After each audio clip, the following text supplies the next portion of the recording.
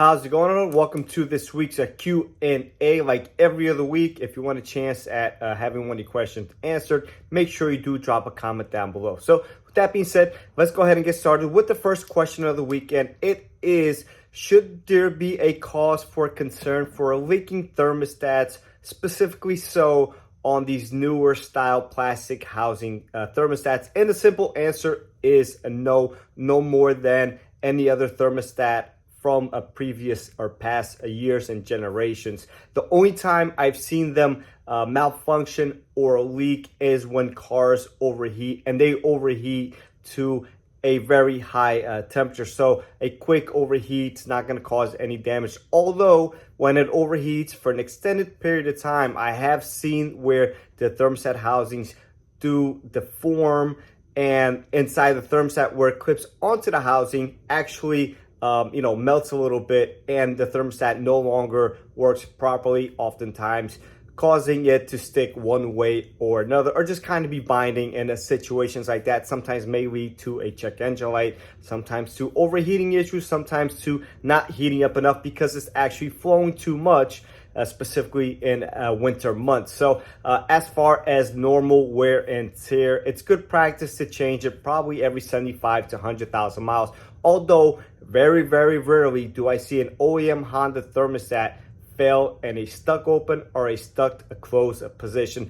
For many years working at Honda, this has been a case from all sorts of thermostats, all different styles. So good, it's a good reason to change it, and good idea to change it eventually. But if you don't, I'm okay with it. Eventually I would like to change it around 75 to 100,000 miles once again, or maybe every 5-6 years or so. So hopefully it answers the question for you. All right, so the next question is lower ball joint options, and I'm pretty picky when it comes to a suspension component, specifically the lower ball joints. This is a common failure point for Hondas, mostly in the early 90s to the late 2000s, some of even into the 2010s and stuff like that.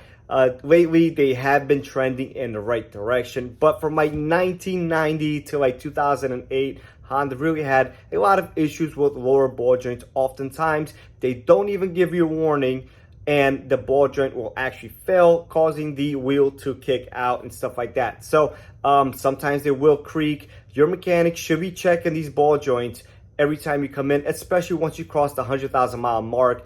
It's very simple to do. 2 pry bars. I've had multiple videos on this, multiple shorts. So if you want to check them out, go ahead and do so. So again, I do like the idea of OEM option. Although they don't fail as much as the aftermarket ones, which are oftentimes just as expensive and last way less. The other issue with aftermarket ball joints is oftentimes they are oversized. So once you put an oversized ball joint, it stretches out the knuckle, and you can no longer use an OEM style ball joint or OEM option ball joint. So you could go ahead and replace that again with another aftermarket ball joint. But again, they do seem to fail fairly quickly in comparison to the already quickly failing OEM Honda ones. So I will definitely stick to the OEM Honda ones. Some options that are good, or one option that got brought up and actually brought up this topic was a Senke 555s. So that is as close to OEM as possible. I believe the OEM manufacturer for these ball joints are Musashi. I looked it up. Actually, when you click on some of these part numbers, it's actually in parentheses. So if anybody has any additional information for that, drop a comment down below. It's not something I've really dug into in the past. I always use OEM Honda ball joints. I try to stay away from aftermarket ball joints as much as possible. I actually have a situation now where a gentleman has an 08 Accord. Both ball joints are aftermarket, and they are both extremely loose. So I advise them not to drive the vehicle. So we're weighing our options here. We're probably going to end up doing full knuckles that come with actually OEM ball joints in them already, pressed into them. And I'm going to try to reuse the hubs, get new bearings. Another issue is we're going to have to get new wheel speed sensors because they get seized into those hubs. So obviously this is going to cost a ton of money. We talked about doing aftermarket again, and he's going to let me know. But again, this is something we see very often. Try to use OEM Honda ball joints as often as possible. I promise you, The aftermarket ones are not worth it, and they're not even that much cheaper 9 out of 10 times. So hopefully that answers the question for you. All right, so the next question is, are the available aftermarket catback exhaust systems for the TLX Type S worth the money? Well, that really depends on what you like. So they are at about $2,000. There's two options, one from heel toe and another one from function work. And both are just under $2,000. They are fully active, so they have the option to put the active valves on there, so you retain full OEM functionality, so which is nice. Now, they are a deeper tone versus the OEM exhaust, so it's not an annoying loud. It's just slightly deeper than the OEM stuff, which is nice. It's a very mature sound. It's not extra, which is nice. Now, as far as power gains are, there's no data of before and after any of these exhaust systems, so I can't tell you that. For my personal experience, I've heard cars with downpipes only, like my vehicle, and it sounds great most times. Certain RPMs, it does get a little raspy, so full throttle sounds awesome, but it really depends on what you're looking for. So if you're looking just for a subtle, deep tone with a couple different style tip finishes, then it may be an option for you. Again, as far as option gains goes, we know from the FL5 and those type of platforms, FK8, that oftentimes these vehicles perform very, very well on the OEM exhaust and gain little to no power on aftermarket exhaust systems. So again, I don't have any numbers to confirm this, just going based off of what we know from a previous vehicles. Obviously, this is a bigger displacement, but it also has bigger diameter piping overall and going out to two mufflers versus just one muffler. So once the valves are open in Sport and Sport Plus mode, then that kind of bypasses those mufflers, and it's pretty much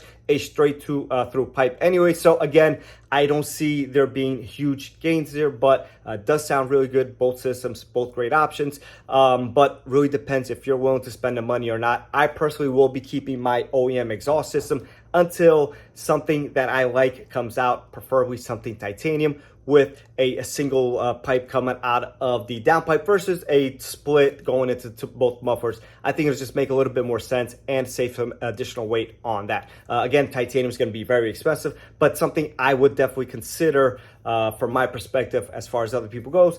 The most affordable option obviously will be the regular exhaust systems out right now. So hopefully that answers the question for you. All right, so if you've been following my channel for a while, you know that the newer hybrid 2.0s have been having some injector issues, starting with the CRVs and the Accords. Now, a variation of that engine is found in the new Civic hybrid. We have not seen any issues yet, but the car's only been out for maybe a month to 5 or 6 weeks, something like that. So not many units yet on the road. So do I think it's going to be a long-term issue? And no, I do not think that. I think it's just a couple of failed injectors, a handful of them. There's probably a couple hundred. We came across, maybe 10 in our shop, which is a big amount, although first year bugs and stuff like that. So hopefully they get that sorted out the way. It's a different failure from the injector issues we're having with the 1.5Ts and the Odysseys, the Pilots and stuff like that. These are actually failing where they stay open and they either mist or drip into the chamber. Obviously that is an issue, causes misfires and stuff like that. And if it floods enough, it could actually cause some, bent rods. If the fuel goes and it has nowhere to compress, no different than you consuming some water. So I haven't seen any of those cases, but I guess theoretically it's possible if there was enough, fuel in that chamber. I think for that to happen, you would have to cycle the key a couple times and have a really leaking injector for that to happen. So I don't think anything catastrophic will happen from this. There has been some, chatter of cracked pistons. I don't know the root cause of that. So I think that's a different issue, but we haven't seen any of those in our shop as of yet. So as far as the injector failure goes, I think it's just going to be, maybe a couple hundred of them throughout the nation, and hopefully just a manufacturing defect of some sort. And Honda gets that sorted out. Hopefully there's no need for like a service bulletin, a warranty extension, or anything of that nature. Although they could still carb it up, which is a separate issue from this and more closely related to the L15 and again the Earth Dreams engines on the V6 side. So hopefully that answers the question for you.